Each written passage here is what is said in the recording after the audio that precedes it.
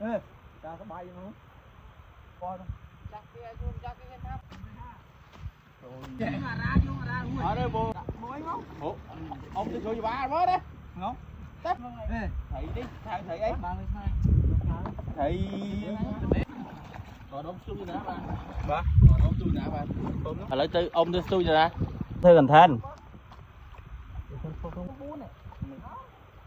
Đây ấp trong gì kia.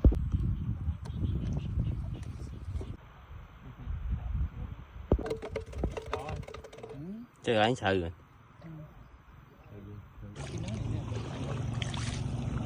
Ê. Chạy. Ui mày em đây.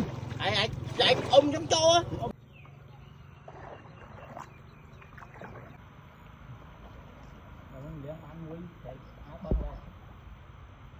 Hầu ra vừa. Tắt lại Vinh á, liên dùng bao nhiêu? Mồ bị đỡ mình còn đe ra. Én trọi. Nói chứ không.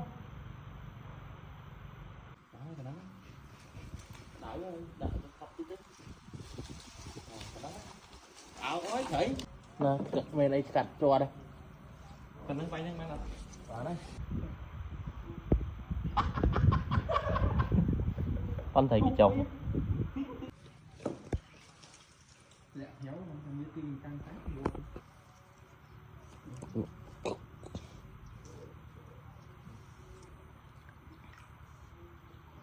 Bóng tôi trai đầm bay vậy.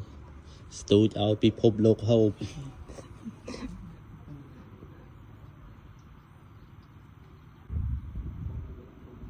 Chuồng nữa. Ô mình nuôi một con mê trường nữa không? Người thôn dương mọt thầy vậy. Tôi chứ.